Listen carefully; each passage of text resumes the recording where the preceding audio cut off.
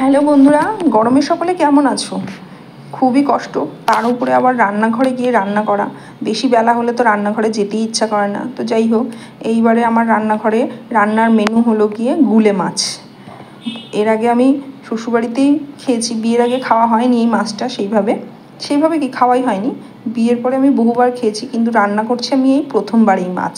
আর এই মাছগুলোর সাথে দেখো ওই যে ওই বড় মাছটাও এনেছে, ওটার নাম আমি জানি না।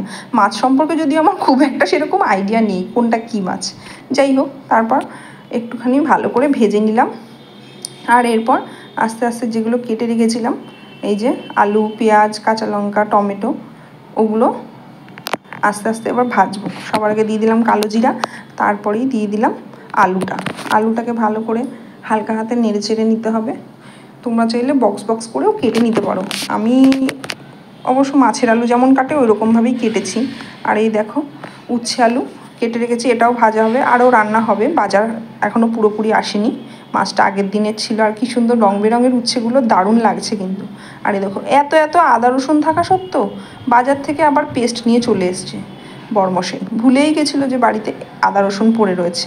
যাই হোক, এনেছে যখন পেস্টটা, তখন পেস্টটাকেই কাজে লাগাতে হবে। বেকার আর খাটনি করে কেন আদা রসুনগুলো বাড়তে যাবো। যাই হোক, তো ভালো করে আলুটাকে ভেজে নিলাম। আর ওদিকে গোপী কনস্ট্যান্ট আমার মাথা খেয়ে চলেছে, মানে কখন আমি ওকে খাঁচা থেকে বার করবো। ও একটু বেরিয়ে দেখবে আমি আদৌ কী করতে চাইছি। যা হয়, সত্যি কথা বলতে এত গরম পড়েছে না, একদম ভালো লাগে না রান্না বান্নার দিকে যেতে। কিন্তু কি করব, করতে তো সবই হবে, তাই না? বসে তো থাকা যাবে না, রান্নাও করতে হবে, খেতেও হবে, দিন চালাতে হবে। গরম বলে তো দিন থেমে থাকবে না। আর এই দেখো উনি বেরোবে করছে, যেই সামনে গিয়ে খুলেছি তখন আর বেরোনোর মুড নেই। ও নিজেই জানে না ওর মাথায় কি চলে। যাই হোক, এদিকে ওর রঙ্গ দেখতে দেখতে আমার ওদিকে রান্না পুড়ে যাচ্ছে। কোন দিক ছেড়ে কোন দিকে তাকাবো, ওকে দেখবো না রান্না দেখবো? তো পেঁয়াজটাও তো দিয়ে দিয়েছিলাম, পেঁয়াজটাও মোটামুটি কিছুটা ভাজা হয়ে গেছে। এইবার দিয়ে দিলাম টমেটো, কাঁচা লঙ্কাগুলো, ওটা দিয়ে ভালো করে এবার নেড়ে চেড়ে নিলাম।